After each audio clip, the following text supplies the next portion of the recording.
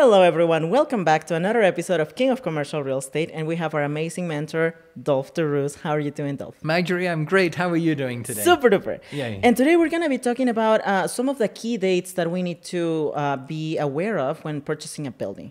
So the first one is the sale and purchase agreement effective date. What is that date about? Well, I think what they're referring to there is the date that the agreement for the sale and purchase of real estate becomes effective. So there's a date that it will be signed, like we are going to sign this contract as of today, but then stipulated in the contract, there'll be certain timeframes that we're probably going to cover. And ultimately, it's when will the property be transacted? When will it be transferred from the seller to the buyer? And how many days does it take for that property to be transferred?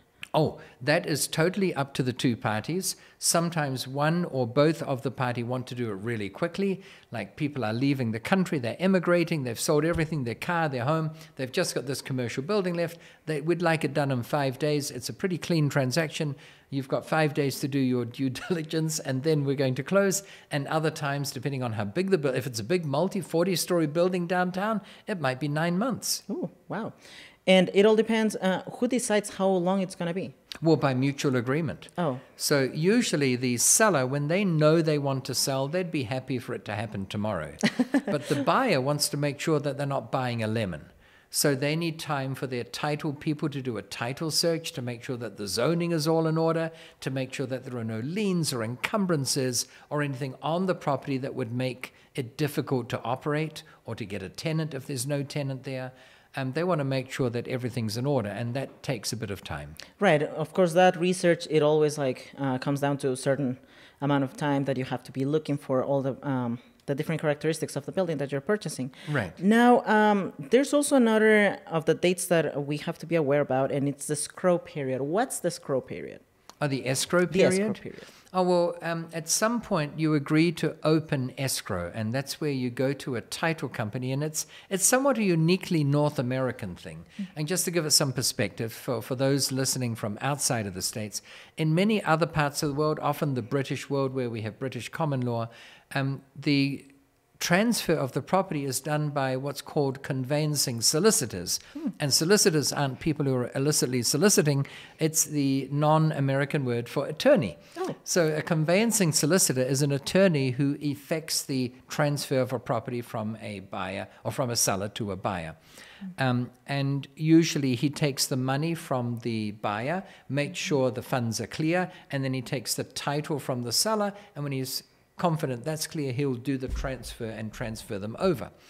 Here in the States, we use escrow companies. They are supposedly third-party independent groups that do a lot of research to make sure of those two things, that firstly, the title is clear. In other words, there are no encumbrances on it. There are no liens. No one else is claiming to own the property or have a right to the property or a right to use the driveway. Or if there is an encumbrance, like the local telecommunications company has the right to go in there to service the telegraph poles that put in the internet services, that both parties are aware of that. So you open escrow, and that's the company that will take usually an earnest money deposit. That is a fee to show that we're earnest, we're serious about this, we're putting money in. Now, whether or not that earnest money deposit is refundable if the deal doesn't go ahead, that's another topic. That is, again, by mutual agreement or consent. But we open escrow, and escrow is closed when the title is transferred. Gotcha. And how long can the escrow period take? Well, again, it can be done pretty quickly if it's a clean deal. If it's a commercial piece of land with no building on it, then doing the inspection takes a lot less time than if it's a 40-story building with 8 elevator shafts, and they need to do due diligence to see if there's any asbestos in the building and to see whether the elevator cables are up to code and up to standard. So if there's due diligence required, that could take on a big commercial building weeks to undertake. And when you mentioned the due diligence, what are some of the parts of the due diligence process? Well, essentially, it's a fancy word for saying we want to check that everything is as represented. So there are 8 elevators there, and they're all up to standard. We need an independent body other than the word of the seller to confirm that, in fact, yes, they are all up to standard. They've all got their certificate of operation valid, and they meet the local city code, and they're all in good maintenance condition. So due diligence encompasses all of that. It encompasses doing title search to make sure the title is as stated, to make sure that the building conforms to whatever the local current zoning requirements are. It's all the things to make sure that you know what you're buying. It's like if you're buying a car, Marjorie, you want to make sure that the transmission is in good condition. It doesn't have a banana skin in it to keep it quiet for the period of transfer of ownership, and after that it gives up. You want to make sure that there's enough tread on the tires. And if the seller says, oh yes, there's half an inch of tread on tires, you know to say, well, no, even a new tire doesn't have half an inch of tread. You want an independent body to go check it out. And the cool thing is that we, as the future owner, we don't have to take over those types of inspections. Am I right? Oh, correct. You don't have to do it yourself. In fact, unless you're particularly well versed in these areas, you'd be a fool to do it yourself. You need experts who know exactly what they're doing and what to look for. I wouldn't know to look for a banana skin in a gearbox no more than I would know how to check whether the cable on one of those 8 elevator shafts is beyond its useful life or not. And you mentioned that it takes a little bit of time to do all of this investigation of the building. How long would it take on average for a regular, let's say, 10-story building? Gosh, how long is a piece of string? It varies depending on supply and demand, because with supply chain constraints, things can take longer before you get someone qualified to inspect a 10-story building. But usually if it's a 10-story building, you can look at a 3-month period between agreeing to look at buying the building and the transaction possibly going ahead to close of escrow. Plus, you also mentioned that the longest period that you have seen was 9 months, and that also depends on the size of the building as well as the amount of what's the name of this? Research and effort required to and make people sure available to do the job of it. Right. Interesting. And also another of the terms that we heard was the earnest money. What is it, and how does that work on commercial real estate investing? Well, I think that the term came about, and again, it's an Americanism, but it's almost like that play by Oscar Wilde, The Importance of Being Earnest. That was a play on words. We have to show that we're earnest, that we're serious. So earnest money deposit literally means money to show that you're serious about this. You're earnest in your endeavor to looking at buying. You're not wasting the person's time. And sometimes the earnest money deposit will be fully refundable, but oftentimes it's not. So, you have to be willing to put $10,000 at stake to show that you're having a crack at buying this building. Would that be kind of like the down payment that we would compare on our real estate residential property? It can be, and sometimes they are the same amount, but sometimes they're not. So down payment is once you agree to go ahead, you've done your due diligence, we're going to go ahead. Sometimes, depending on the nature of the deal, they then require a down payment of, say, I don't know, if it's a 40 million building, you spent your 10, 20, 30,000 earnest money deposit. Now we need to put in $1 million as a down payment, and the rest is going to be financed. You're committed to buying it. It's unconditional at this stage, and we have to put in some of the cash we're going to put in just as part of the process. Would these earnest money be deducted from the total amount of the loan that is going to be? Usually it is, yes, and so is the down payment. So it's a part payment, yes. And along all of these process, what are some of the people that can help you purchase this building? Because I know that you cannot do it by yourself. So who are the people that you would reach out to in case that you want to start looking at a building? Well, for a small commercial building, it might be a shop or something like that, a barber shop. Usually the commercial broker is sufficiently qualified and skilled to handle a transaction like that. You might get a third-party building inspector in to do a building inspection, but so would you on a residential home. You have your agent who can handle most of the transaction process, but you'd still have an independent building inspector to come and check the quality of the roof and whether everything works or not. But as the building scales up in size and dollar value, then the team you need is bigger and bigger. And if the building if it's a 40-story tower with 96 tenants in there, including 3 law firms and 2 accounting firms, then you'll want a team of attorneys to review the leases to make sure the leases are all valid and as stated. Because the last thing you want is, as soon as the ownership changes, everyone leaves the building and say it was just all a sham to get you to buy the building for a ridiculous price. That's right. And that's an unlikely scenario, but you still need to check things. You need to dot the I's and cross the T's. It's a $40 million acquisition. You need to find out that everything is as stated. And besides having lawyers helping you with the agreements as well as the broker, what other agents would we need help of when we're purchasing a really large commercial real estate property? Well, again, it depends on the structure and the nature of it, but often there might be a team involved in the financing. Usually to buy a majorly big commercial building, and I'm not suggesting people start off on that. Again, if you're buying the small corner shop, that's one mortgage from a bank, and it's very similar to a residential mortgage. The name will be slightly different. But if it is a big 40-story tower with 96 tenants, you're probably going to have different forms of financing. It's unlikely you'll have one mortgage as a first mortgage. You might have what's called mezzanine finance, and then you might have institutional financing there, not so much from a bank, but maybe from an insurance company. So you're going to have teams of people drawing up the documents that will enable all that to go ahead. And you'll have meetings with teams of people at the insurance companies or these other financial institutions who are going to provide that. And also, as a part of the whole process of owning a building, I know that once you have purchased that, in your case, for example, you own multiple buildings. How do you go about managing all of them? Because I feel like it comes to a point that you have too many properties that you just cannot do it yourself. How do you go ahead with that? Well, my answer to that is if you're starting out in commercial real estate, then I'd recommend that you manage your first one yourself for a while, just to know what's involved. Otherwise, you'll have a property manager in place and you won't know what they do, and then you won't know how to manage them. But you're absolutely right. It would be foolish after a certain number of acquisitions to manage them all yourself, because a greater and greater proportion of your day would be spent managing them rather than finding the next property. And we're trying to do this to avoid having a job. And if your job became managing your expanding portfolio, then you've just created a full-time job for yourself. So at some stage, you really want a property manager, no less than you would with a residential portfolio. Anyone who's got more than 5 or 6 homes and is managing them themselves needs to have a reality check, because you're wasting time doing that. So yes, pardon me, you need a property manager. And when you get a property manager, how do you go about finding them? Because it's not like they are advertising themselves all the time. Well, often they do, but you can get them through referrals and recommendation.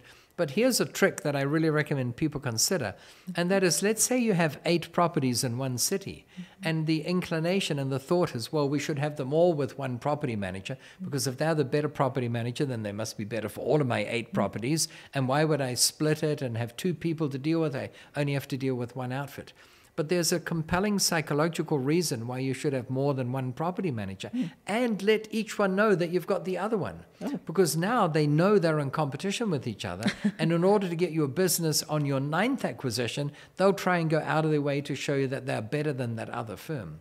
Whereas if you do have too many properties with one manager, they tend to think, well, we get all his business anyway. Let's look after this client really well or that client really well, because we don't know whether we're going to get his next building. But with this one, we get all his stuff. We don't need to worry too much about it.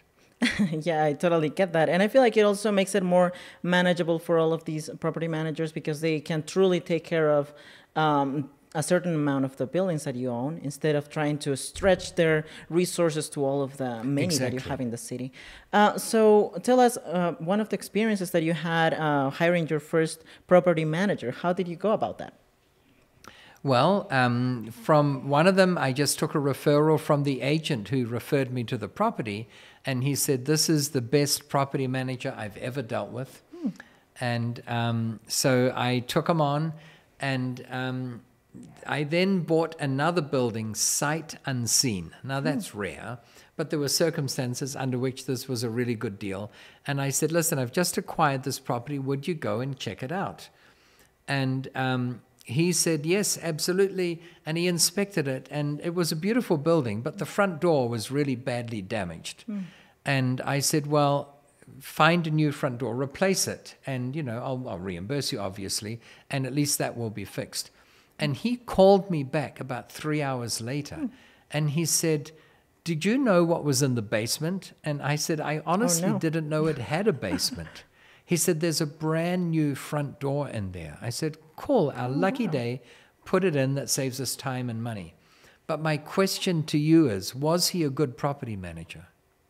I think he was, because instead of just purchasing a new door, quote unquote, purchasing it, just grabbing the one on the basement and charging you for it. You're absolutely he was right. Totally honest with you. Totally honest. I didn't even know it had a basement, so I obviously didn't know it had a brand new front door there. He could have gone ahead and said, well, it cost me $2,000 plus another $1,500 installation, and I probably would have paid it without thinking about it. I had no basis for doubting him. The fact that he owned up to that put him in my good book straight away. That's right. So what are some of the characteristics that you would look for in a property manager? Well, one is, are they courteous and efficient vis-a-vis the client? The client is my tenant. A lot of people talk to me about the fact that the tenants are the adversary, their win is our loss, and our win is their loss, and we're always in a constant battle with them. And my attitude is completely different. My tenants are my partners in my commercial real estate business. I need them to survive. Without tenants, without partners, I wouldn't have cash flow. I couldn't pay the mortgage. The whole house of cards would collapse. So my tenants are my partners. We have to treat them well, with respect. And I let them know that. I treat them that way. And I say, listen, I need you to run my business no less than you need commercial premises to operate out of. And I'm very aware that you don't need me. You need a building. So I'm replaceable. If I don't look after you well, you'll go and take your business elsewhere and rent from someone else. So I want to do all I can, within all bounds of reasonableness, of course, to make sure that you've got premises that really suit you. And I think they appreciate that sort of attitude. So that's the first thing. They are my clients. I want to look after them well. And I want my property managers to treat them that way as well. And the salary of my property manager doesn't get paid by me. Who defines that salary then? Well, no, I mean, we negotiate it between the property manager and me. Often it's a percent, depending on how much real estate you have. It might be 6% of the rent roll. So yes, I pay it. I cut the check. My company that owns the real estate cuts the check to the property manager. But at the end of the day, it is the tenant who pays his salary. Oh, that's right. Because without the tenant being there, there's no salary for him to get a commission on, which means he doesn't earn anything. So I let him be aware of that too, that we've got to look after them. And if we can have two tenants vying for space that we've got for lease, that's a great scenario, because that's how we can create artificial demand, and the value will go up even more. I feel like that's the beauty also of commercial real estate. When you hand part of those responsibilities to a property manager, you're working on a team. And by working on a team, I feel like that makes it so much easier for you to grow your portfolio and to acquire more properties and to be able to grow your little empire, I believe. Right. So how have you seen having all of these people in your team helping you grow your portfolio? What are some of the things that you're grateful for just having this team? Oh, firstly, the fact that they're willing to do the work and I don't have to do it, that is magical. But what I'll often offer to do is I'll say, hey, how about when I'm in your city next, we put on a bit of an event? What sort of an event do you want? And it might be to help them get other clients, other property owners, so that they can manage their properties. Why would I do that?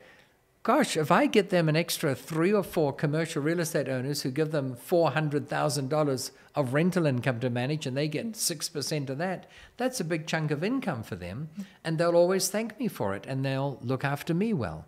But it might be helping them find properties that can go on the market that I might become a buyer of. It's all one of these things where you can get whatever you want in this world. This is a Zig Ziglarism. You can get whatever you want in this world, Marjorie, as long as you help enough other people get what they want. And I feel like that's the beauty, again, of commercial real estate. It's such a people... besides, you're not dealing with the people in general, I mean the tenants. You're still dealing with the amazing team that you have on your side, helping you grow, helping you become the best investor that you can be. And also just seeing that gratitude that you're always showing by sharing your knowledge, for example, here in this podcast, and also doing events. That's just amazing. Such a great... it's true, you know, when I think about it, now that you say that, I've had a disproportionate number of property managers of mine come to me with other deals. And I remember one saying, why are you bringing this deal to me? Why me? Why not anyone else? And he didn't even know, but he thought about it and he said, you know, I guess subconsciously I'm thinking, if this property is to be acquired by someone and I'm going to end up managing it, I'd rather have you as the landlord that I'm managing it for than some of those people who are rude to me or don't respond to me or don't treat the tenants well. So it is that crazy thing. Sometimes the mean people seem to get the good deals and seem to do better in life. But very often, too, we've got to give credit to the fact that if you're kind and reasonable, you don't have to be ridiculously kind and give everything you've got. But if you just treat people with respect and decency, and you know what motivates them, and you know what they want in life, and you help them achieve that, then they will help you get what you want. That's right. Both of you guys were building each other's goals. Exactly. That's amazing. Thank you so much, Dolf. And thank you for building our goal of truly getting into commercial real estate. We love that. My absolute pleasure. Thank you. Thank you so much. And thank you to our audience for staying tuned to this podcast. See you on the next one.